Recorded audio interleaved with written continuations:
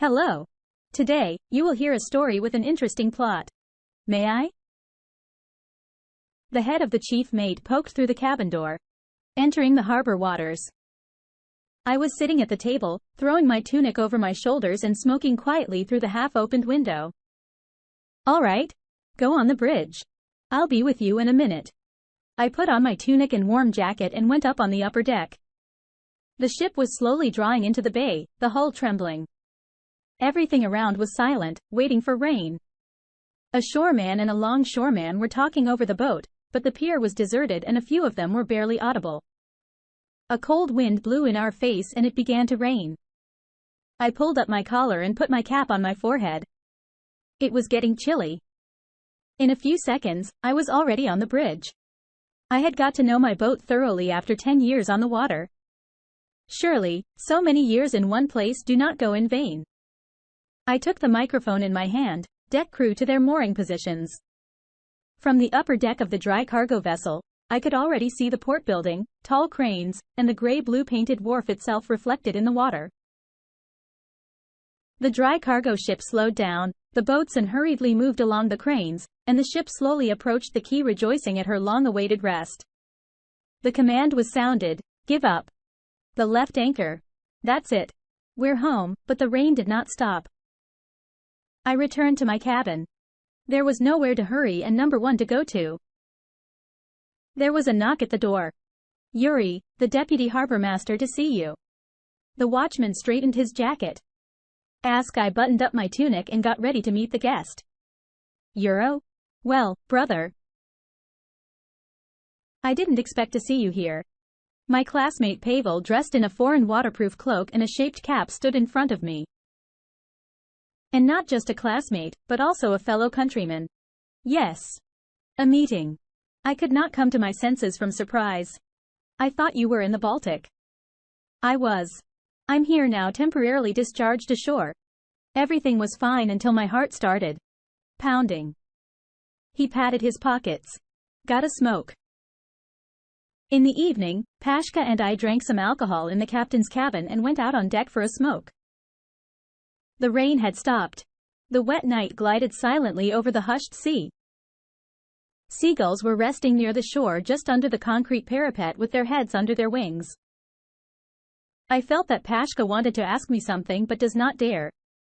"I am from home recently." "I have been home for almost a month." "I had a chance to go to the south with Lena." He started from afar. I was silent. "Tamara came to see us. She asked about you." We sat in the kitchen with Lena for a long time. She left all snotty and weepy. Pasha took out another cigarette and lit it from a lighter.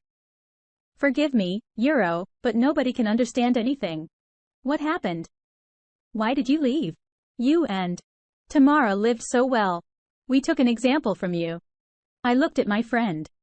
"Pasha, there are cases in life when you have to make a decision quickly. This was just such a case." I sat down on the edge of the boat. The past came back into my life. After sea school, I came home for 2 months. We were given an opportunity to rest before we started the service. I was 22 years old, and life was laid out before me, like, on a silver platter. Everything seemed simple and clear. And then I fell in love. Tamara seemed to me the ideal of feminine beauty. I couldn't eat or sleep. The first chance I got, I told her I loved her. But alas, I could tell by the look of her that my feelings were not mutual. Tamara smiled coldly and looked over my head. "You're good, Euro, but decided everything." I realized that I had no chance. Mentally, I knew that the mind cannot forcibly make nice, but can you explain it to your heart? So I suffered through most of my vacation. When only a few days remained before I was to leave for my duty station, Tamara met me. "Yura." Somehow guiltily, she asked me, "Do you still like me?" I felt as if I was numb. "Of course, I do." Then everything was solved quickly. Given my situation and my imminent departure, we were quickly registered. The wedding was modest. My and her parents and witnesses.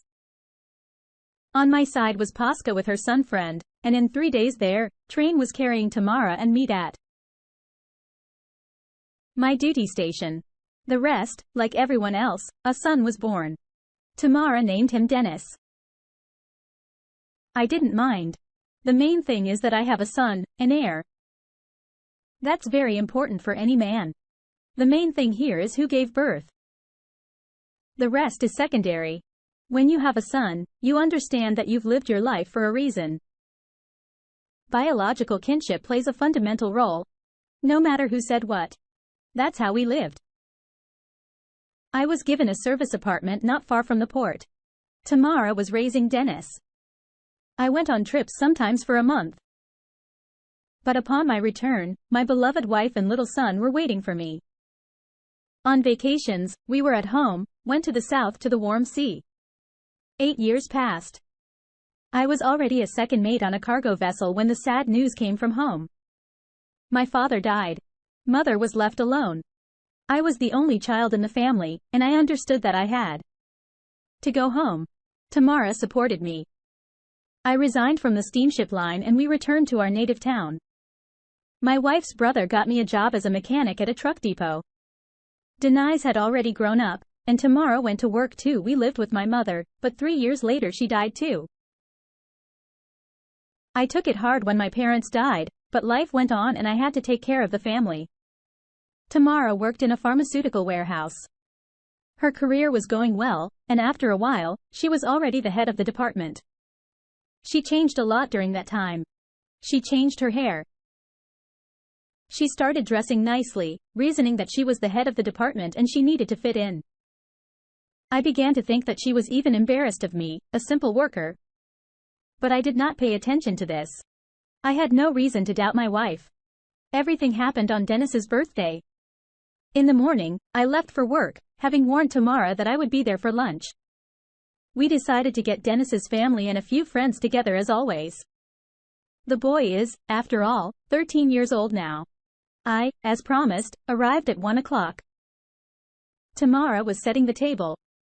I put the presents for my son and was going to help my wife. But the boss called and asked me to go back to work. Urgent repairs. I realized that I would have to leave for 3 hours. My wife took it calmly. The guests will come to 5, so I'm not much late. I quickly got to work and wanted to get involved in the work process. But the foreman said that it was not a complicated repair and that I could go to my son's birthday party. I didn't have to be coerced for long, and in half an hour, I was entering my entryway. When I got to the floor, I was about to put the key into the keyhole when suddenly I saw that the door was unlocked. I entered the apartment and heard voices coming from the kitchen. I thought someone was visiting, but something alerted me. My wife was talking to a man she didn't know. It doesn't matter. He thinks Dennis is his son. Tamara spoke quite loudly. It does not matter what he thinks.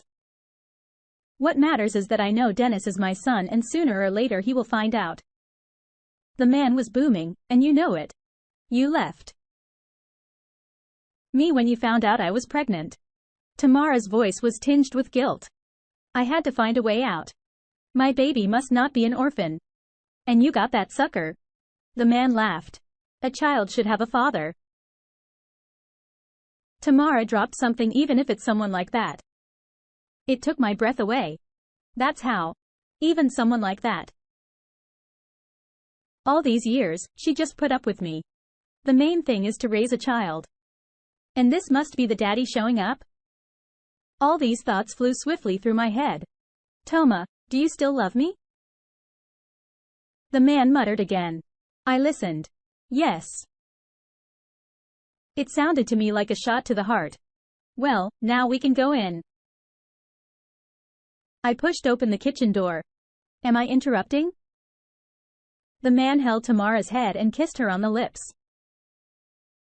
When they saw me, they recoiled from each other. Yura, how long have you been home? Tamara asked me in a husky voice. For a long time. I poured water into a glass and chugged it down. So you say even someone like that? Tamara wanted to say something, but I held up my hand. Do not waste words.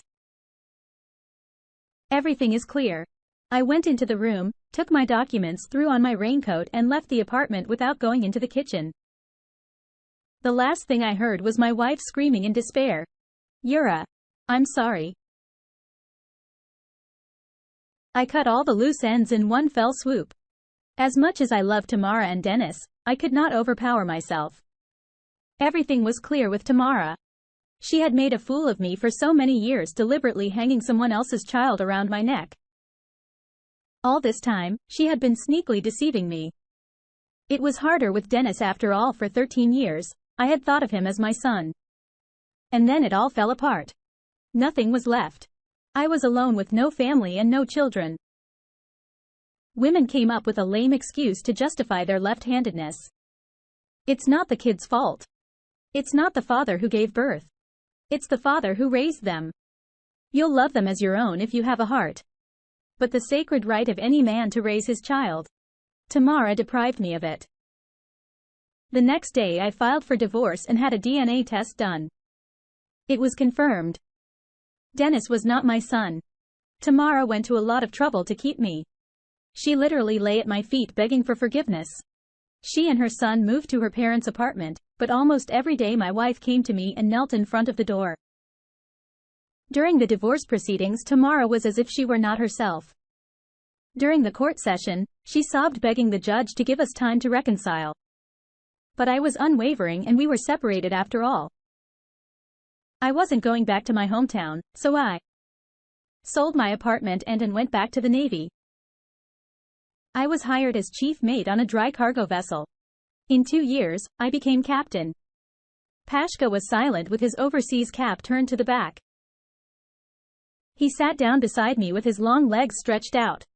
It's been clear to everyone for a long time, said Pashka, lighting his cigarette again. Women are nothing but trouble in life. But all the same, we spend our lives looking for the right one.